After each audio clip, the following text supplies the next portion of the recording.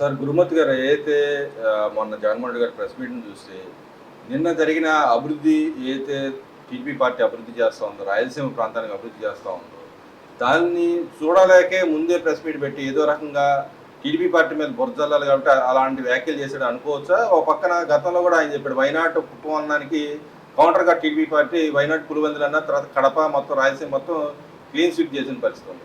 ఈ రోజు జరుగుతున్న అభివృద్ధిని చూసి ఇలా భయపడి మాట్లాడాడు అనుకోవచ్చు, లేకపోతే ఏదో రకంగా బురద జల్లాలి కాబట్టి జల్లుతూ ఉన్నాడు అంటే.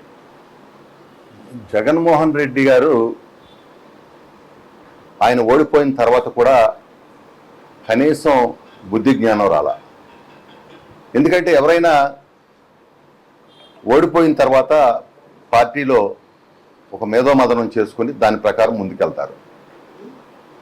ఆయనకి ఎలా ఉందంటే ఈ రాష్ట్రంతో 5 సంవత్సరాలు వ్యాపారం చేసుకున్నాడు, వ్యవస్థలన్నింటిని కూడా సర్వనాశనం చేశారు, మొత్తం ల్యాండ్ శాండ్ వైన్ మైన్ దోపిడీ చేశారు. ఇప్పుడు మళ్ళీ కూర్చుని బుద్ధి జ్ఞానం లేకుండా మాట్లాడుతూ ఉన్నారు. రాజధాని విషయంలో ఎన్ని మాటలు మారుస్తారు? వాళ్ళ కార్యకర్తలే నవ్వుకుంటున్నారు. వాళ్ళ కార్యకర్తలు అసలు ఇదేం కర్మరా బాబు, ఈ పార్టీలో ఏంటి, ఈ బాధ ఏంటి మనకి, అసలు ఒక పద్ధతి నిబద్ధత లేకుండా మాట్లాడుతూ ఉన్నాడు అధినాయకుడని నవ్వుకుంటా ఉన్నారు. ఇక ఆయన మనం చూసాం, ఆయన నీతి కబుర్లు చెబుతూ ఉన్నాడు. నేను అడుగుతా ఉన్నా, ఎందుకు బాబాయ్ హత్య విషయం మాట్లాడరు? ఎందుకు బాబాయ్ హత్య విషయం మాట్లాడట్లేదు? ఎందుకు మాట్లాడలేదు చెప్పమనండి. బాబాయ్ హత్య విషయంలో అంటే ఇక్కడ ఆయన నేనే బాధితుడిని, అసలు చేసేదంతా హత్య రాజకీయాలు చేసేదంతా చంద్రబాబు నాయుడు గారే, మీరే చేస్తా ఉన్నారని చెప్పి ప్రొజెక్ట్ చేయడానికి ట్రై చేస్తా ఉన్నాడు. కానీ నేను సౌమ్యుడిని, నాకేం సంబంధం లేదు, శాంతిదూతనని చెప్తా ఉన్నాడు కానీ మరి ఇక్కడ ఇప్పుడు చంద్రబాబు నాయుడు గారి నైజం తెలుసు, జగన్మోహన్ రెడ్డి గారి నైజం తెలుసు, జగన్మోహన్ రెడ్డి గారి కుటుంబ హిస్టరీని మొత్తం ఈ రాష్ట్రం అందరికి తెలుసు. కడప పట్టణంలో అయితే ప్రతి ఒక్కరికి కూడా గడప గడపకు కూడా కడపలో ఏం జరుగుతుంది అనేది తెలుసు. వాళ్ళ తండ్రి, వాళ్ళ తాత, ఆయన ఏ విధమైనట్టు రాజకీయాలు చేశారు కడపలో అనేది ప్రజలకు తెలియదా? అదేవిధంగా వాళ్ళ బాబాయ్ హత్యని ఎవరు దేని ఎన్నికల కోసం వాడుకోలేదా? తన అధికారం కోసం వాడుకోలేదా? ఆనాడు ఏం మాట్లాడారు, ఆ తర్వాత మాటలు ఉండయా? అంటే జనానికి అసలు ఏమి తెలియదు, ఇదంతా అమాయకుల జనం చూస్తా ఊరుకుంటున్నారు అనుకుంటున్నారా? ఇవాళ ఇంకొక ముఖ్యమైన విషయం, రాయలసీమ అంటే ఫ్యాక్షన్ని ఆనాడు వాళ్ళ కుటుంబం ప్రోత్సహించింది, కానీ అదే ఫ్యాక్షన్ని తుదిముట్టించింది తెలుగుదేశం పార్టీ, అన్న నందమూరి తారక రామారావు గారు, ఆ తర్వాత నారా చంద్రబాబు నాయుడు గారు. ఎందుకంటే కత్తులు పట్టి రక్తాన్ని పారించినటువంటి రాయలసీమలో కలం పట్టించి అభివృద్ధి, సంక్షేమం, అదేవిధంగా మరి పారిశ్రామికరణ, హార్టికల్చర్ని పెద్ద ఎత్తున అభివృద్ధి చేసింది తెలుగుదేశం పార్టీ అన్నాడు. ఆ విధంగా చేయటం వల్ల ఇవాళ చూడండి, ఒక కియా ఫ్యాక్టరీని తీసుకురావటం వల్ల ఏ విధంగా మరి అనంతపురం జిల్లాలో ఏ విధమైనటువంటి అభివృద్ధి జరిగిందో మనం చూస్తూ ఉన్నాం.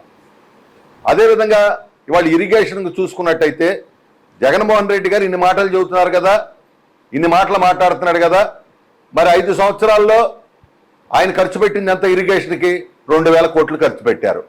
అది దేనికి? మట్టి పన్నులకి, పెద్దిరెడ్డి రామచంద్రారెడ్డి గారి కంపెనీకి దోసిపెట్టి 2000 కోట్లని ఇచ్చారు. అంతకుమించి ఎక్కడన్నా ఖర్చు పెట్టారా? మేము ఆ రోజున 2014-19 మధ్యన దాదాపుగా 12,441 కోట్ల రూపాయలు ఖర్చు పెట్టాం. చూసుకోమనండి.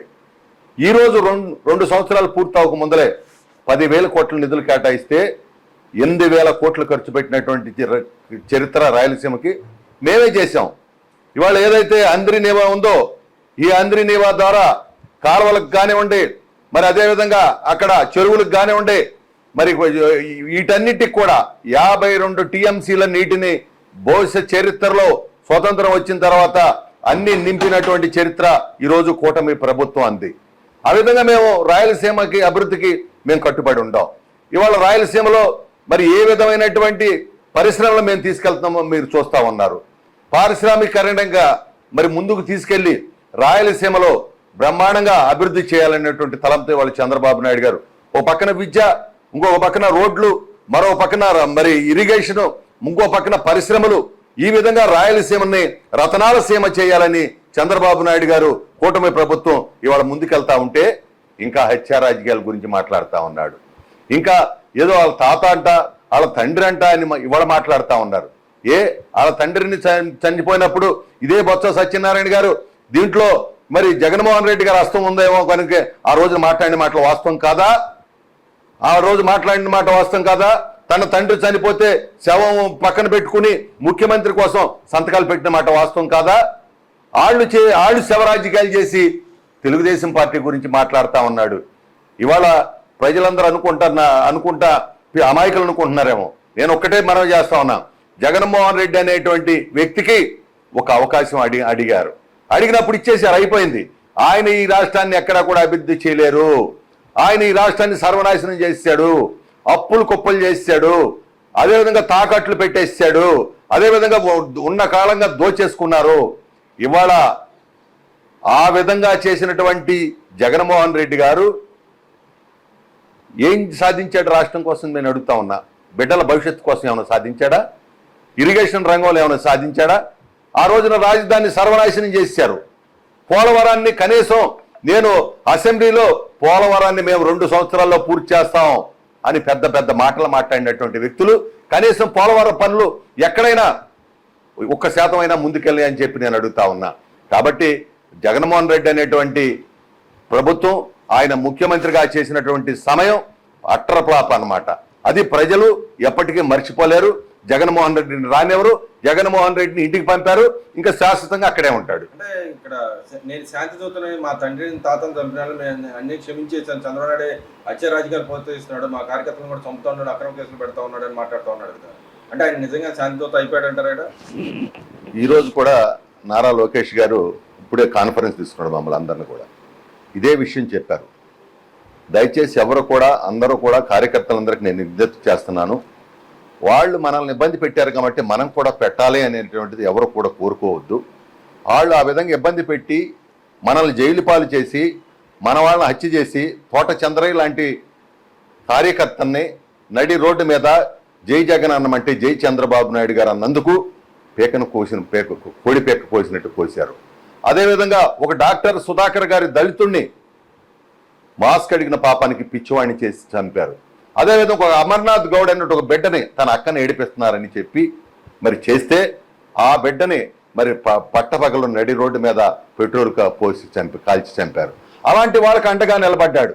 అంతేకాకుండా వాళ్ళ ఎమ్మెల్సీ అయినటువంటి వ్యక్తి మరి డ్రైవర్ సుబ్రహ్మణ్యాన్ని మరి చంపితే ఆ అనంతబాబుని జైలు నుంచి ఊరేగింపుగా తీసుకొచ్చి పక్కన కూర్చోపెట్టి సన్మానం చేసినటువంటి వ్యక్తి జగన్మోహన్ రెడ్డి గారు. ఆయన ఈ హత్యా రాజకీయాలని ఈ కాక ఇంకేం ప్రోత్సహించగలడు చెప్పండి? ప్రతి ఎలక్షన్కి కూడా ఒక కోడికత్తి డ్రామా, ఇంకొక ఎలక్షన్కి గులకరాయ డ్రామా. ఏంటిది? ఇది ఏమైనా అమాయకుల ప్రజలు? ఇవాళ హత్యా రాజకీయాల గురించి మాట్లాడటం ఏంటి? ఇవాళ ఈ రాష్ట్రంలో అభివృద్ధి జరుగుతుంది, ఇరిగేషన్ బ్రహ్మాండంగా మరి ప్రాజెక్టులన్నిటి కూడా 29 ప్రాజెక్టులని రేపు 29 నాటికి కరెక్ట్గా పూర్తి చేయాలనుకునే సంకల్పంతో ఈ ప్రభుత్వం పనిచేస్తూ ఉంది. దాంతోపాటు బిడ్డల భవిష్యత్తు ఇవాళ నారా లోకేష్ గారు వారి యొక్క ఏదైతే మరి విద్యాశాఖ ఉందో మరి 16,347 మంది మరి టీచర్స్ మన నియమించారు. మళ్ళీ ఈ సంవత్సరం 10,050 మందికి మళ్ళీ ప్రభుత్వ పరంగా చూస్తూ ఉన్నాం. ఇది కాకుండా మరి ఈ రాష్ట్రానికి పరిశ్రమలు దాదాపుగా 20 లక్షల కోట్ల పైచీలకు మరి పెట్టుబడులు వస్తే 20 లక్షల ఉద్యోగాలకి బిడ్డల కోసం ఈ రోజున రాత్రి పగలు పనిచేస్తూ ఉన్నారు. ఎందుకంటే ఈ రాష్ట్రంలో చదువుకునేటువంటి ప్రతి బిడ్డ ఈ రాష్ట్రంలో ఉద్యోగం చేసుకోవాలి, ఈ రాష్ట్రంలోని మరి ఆ ఉద్యోగం చేసి అభివృద్ధి చెందాలి, బయటికి వెళ్ళకూడదు, ఇక్కడే ఉండాలి, ఇక్కడ బిడ్డలకు ఇక్కడే భవిష్యత్తు కల్పించాలని చెప్పి ఒక కృతనిశ్చయంతో ఇవాళ ప్రభుత్వం వెళ్తా ఉంది. మరి దాన్ని మరి చెడగొట్టడం కోసం అప్పుడప్పుడు ఒకరోజు మావి గన్ను మషాలా అంటాడు, ఇంకో రోజునేమో హత్యా రాజకీయాలు అంటాడు, మా కుటుంబం అంటాడు. ఎన్నాళ్ళు ఏడుస్తాడు? ఈ ఎలక్షన్కి ఏడిచారు కదా, అయిపోయింది కదా. ఒక్కొక్క ఎలక్షన్కి ఒకళ్ళు లేపుకుంటూ వెళ్ళాడు కదా. ఇక్కడ మావిగన్ అంటే చంద్రబాబు నాయుడు గుండెపోటు వచ్చి బీపీ పెరిగి గుండెపోటు వచ్చే అవకాశం, చచ్చిపోతాడు అన్నట్టుగా మళ్ళీ మాట్లాడుతూ ఉన్నాడు. నేను ఒక పక్కన శాంతి అవుతుంది అందరినీ క్షమించాలని చెప్తా ఉన్నాడు, ఇంకో పక్క చంద్రబాబు నాయుడు గారిని చనిపోవాలని చెప్పి కోరుకునే విధానాన్ని ఎలా చూడుతుంటారమ్మా? జగన్మోహన్ రెడ్డి అనే వ్యక్తి పచ్చి ఫ్యాక్షనిస్టు. ప్రతిపక్షంలో ఉండగా ఆయన ఆ రోజున చంద్రబాబు నాయుడు గారిని కాల్ చేయాలని, గురి తీయాలని, తండ్రి సమానమైన వ్యక్తితో ఏ విధంగా మాట్లాడాలో కూడా తెలియనటువంటి వ్యక్తి. అంతేకాకుండా ఆ కుటుంబంలో ఆడవారిని కూడా ఎంత నీచాతి నీచంగా అసెంబ్లీలో మాట్లాడారో మనం చూసాం. కాబట్టి జగన్మోహన్ రెడ్డి అని ఆయన ఎంత నీచమైనటువంటి వ్యక్తి అంటే రాజధానిలో పిల్లలకి ఏదో సభ పెట్టి అక్కడ అమ్మా బూతులు తిట్టారు పిల్లల ముందర. ఆ జోగి రమేష్ అనేటువంటి అతను ఈయన అంటే వీళ్ళకి ఏంటంటే వీళ్ళకి ఎప్పుడు కూడా ఆయన జగన్మోహన్ రెడ్డి అనేటువంటి ఆయన ఒక సైకో ఖచ్చితంగా. ఆయనకి ఏంటంటే ఎవరినో కూడా చంపో లేకపోతే ఎవరో కూడా చంపాలనో ఎంతసేపు ఈ ఆలోచనలు తప్పితే ఈ గన్ కల్చర్ తప్పితే అభివృద్ధి సంక్షేమం ఇవన్నీ కూడా ఆయనకి ఏం పట్టదు. అది వాళ్ళ లక్ష్యం అంతే. ఇక్కడ కృష్ణా జిల్లా, మీరు కృష్ణా జిల్లా నాయకులు కాబట్టి కృష్ణా జిల్లాలో జరిగిన పాత హత్యలన్నీ చంద్రబాబు నాయుడు చేపించాడని చెప్పి దాని మీద కూడా మాట్లాడడం జరిగింది. దాన్ని ఎలా చూస్తారు మీరు కృష్ణా జిల్లా నాయకులు? ఒక కృష్ణా జిల్లానే కాదండి, ఎక్కడైనా సరే ఎప్పుడైనా సరే తెలుగుదేశం పార్టీ అనేది హత్యా రాజకీయాలకి దూరంగా ఉన్నటువంటి పార్టీ. ఏనాడు కూడా హత్యా రాజకీయాలను పోషించలేదు.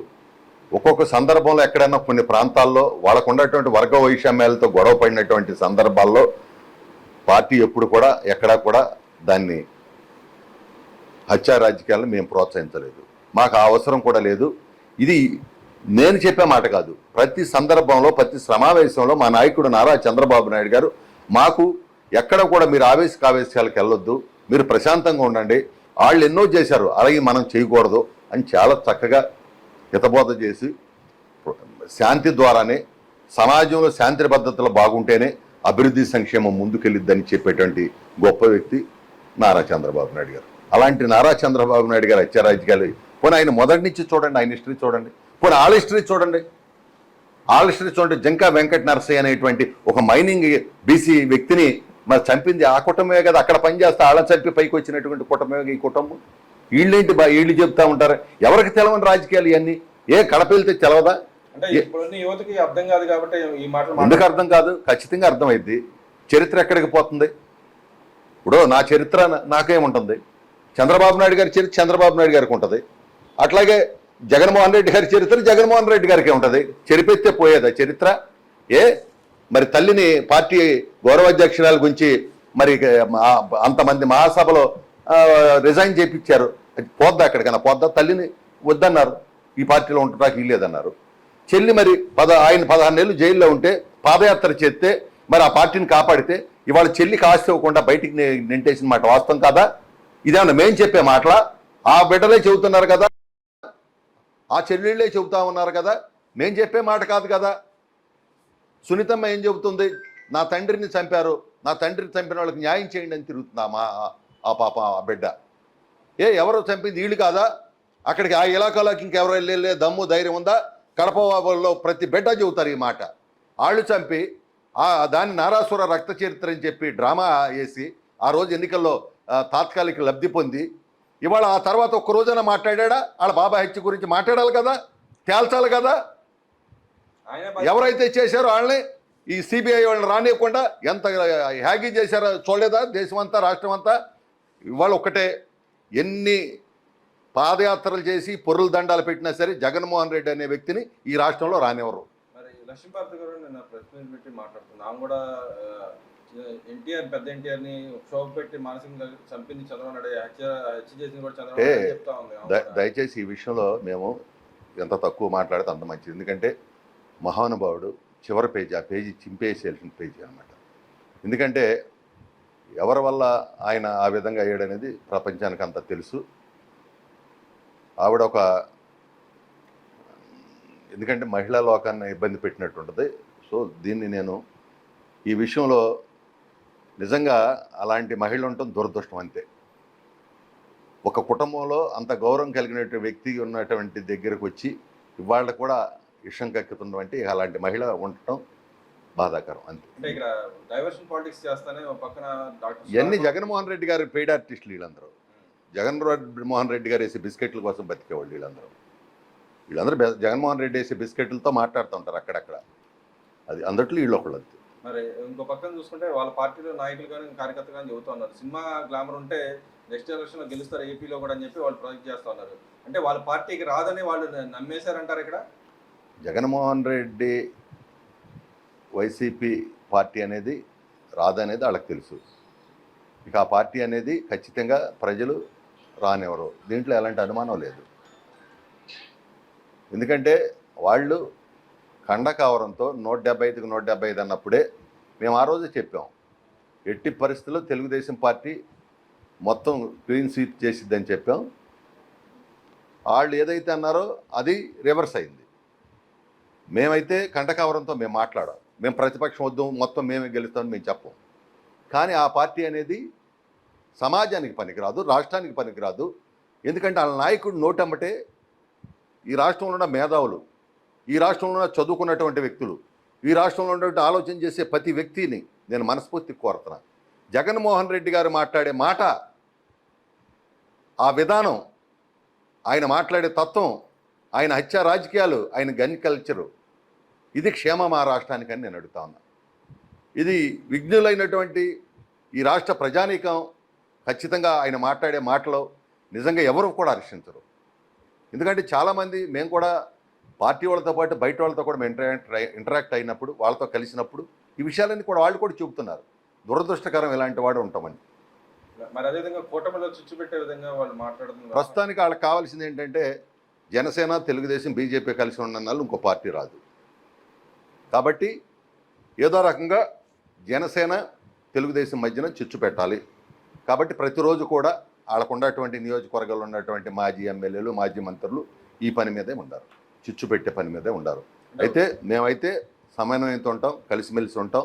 ఈ రాష్ట్ర భవిష్యత్తు కోసం ఏదైతే పవన్ కళ్యాణ్ గారు చెప్పారో కలిసిమెలిసి ఉండాలని ఖచ్చితంగా ఆయన యొక్క మాటని మేము కూడా పూర్తిగా తీసుకుని మేము కూడా ఆ రకంగానే ముందుకెళ్తాం.